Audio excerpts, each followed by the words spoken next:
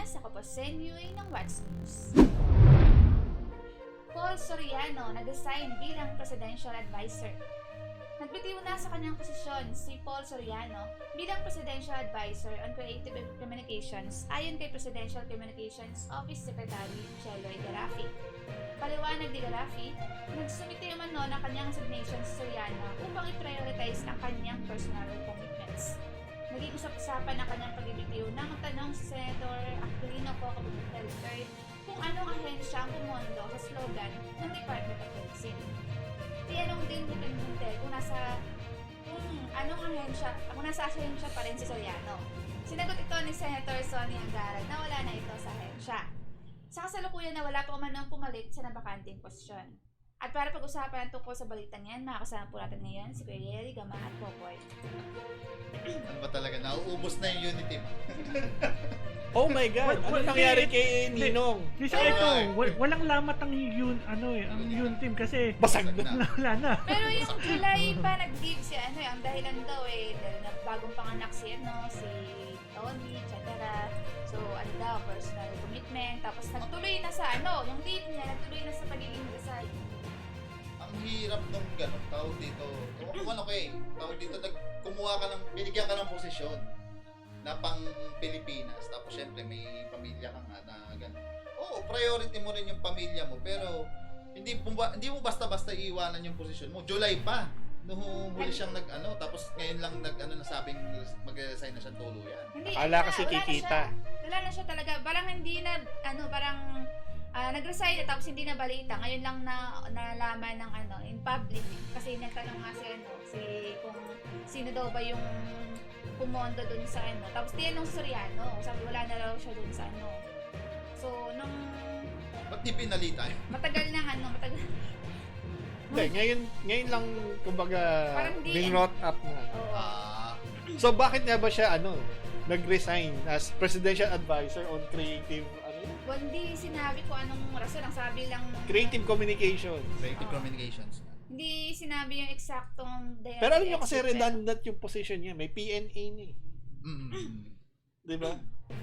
Meron na ring Malacanang Gazette. So, ano pa yung... Position. alam naman natin kung bakit napunta siya dyan. Pero si ba Ninong dapat Tapos asawa siya ng most powerful celebrity na... Ano nga yung pangalan? Pero di ba?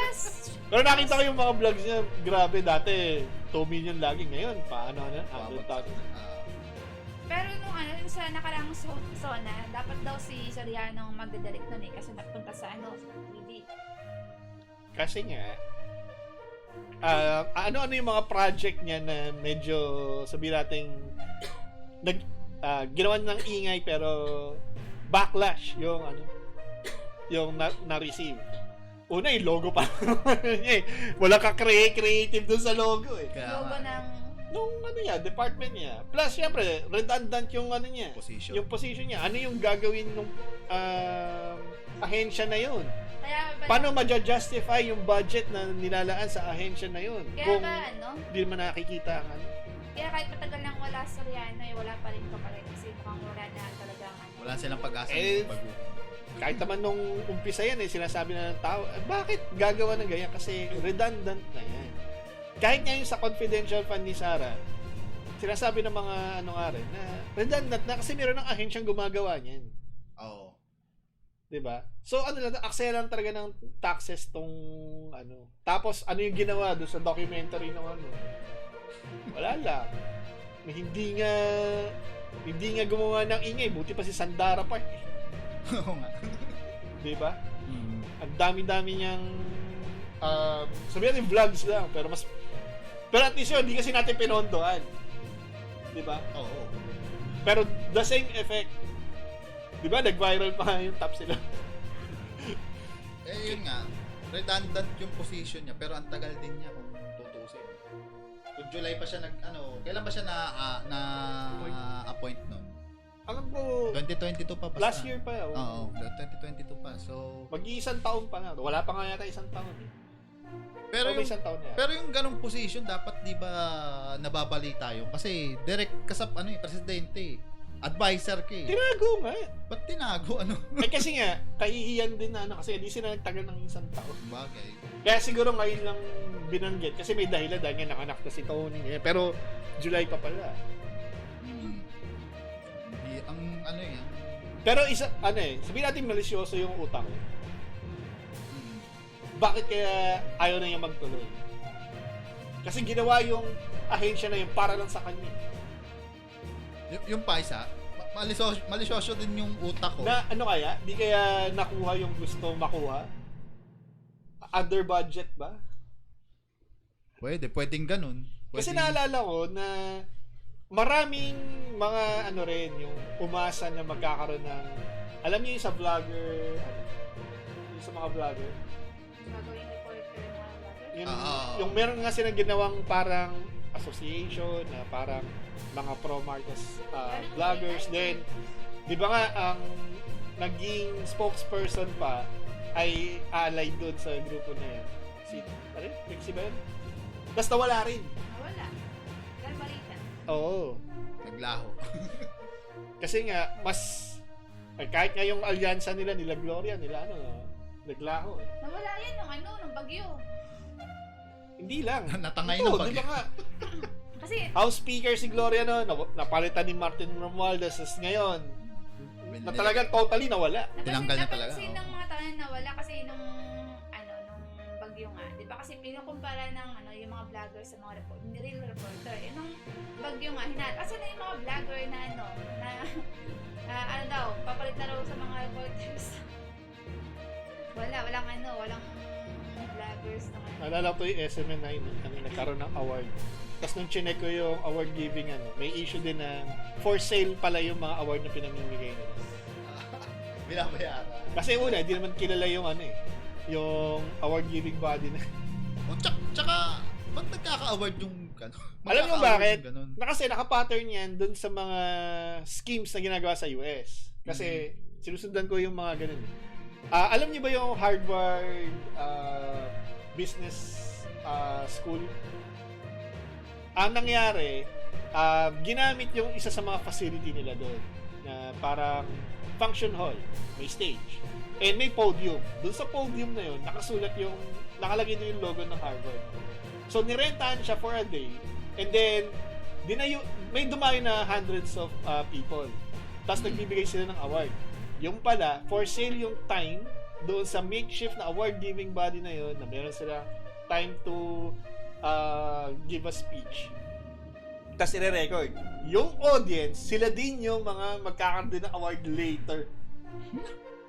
Tapos yun yung ginagamit nila sa mga portfolio, and then eventually, ako ay isa akong crypto expert, ako ay isa akong financial advisor. Alam pala yan, parang ano pala yan? Yung mga nagbebenta ng mga courses. Oo, parang ang tawag dito. Parang yung pagkapapasok ka sa gobyerno. Kailangan mo ng mga seminars.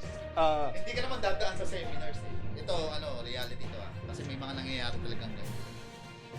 Hindi ka naman dadaan sa seminars. Ang mangyayari, magpapagawa ka ng na mga certificates. Which is, pirmado naman ng mga ng mga yun nga, mga higher ups. Pero yun, Kaya nga hindi di ka na ako naman dumaan sa naniniwala seminar. dun sa mga nagbebenta ng financial advice or / courses online, lalo sa Facebook, sa ganyan. Lalo na ang nakapronta, mga magagandang babae na financial advisor datas. Ito yung walang yumaman sa pagtatrabaho ng 9 to 5 job, ganyan. As if naman lahat ng tao sa buong mundo ay pwede maging taga-benta ng courses. I mean, come on. It's not for everybody. Kahit ang freelancing, hindi yan para sa lahat.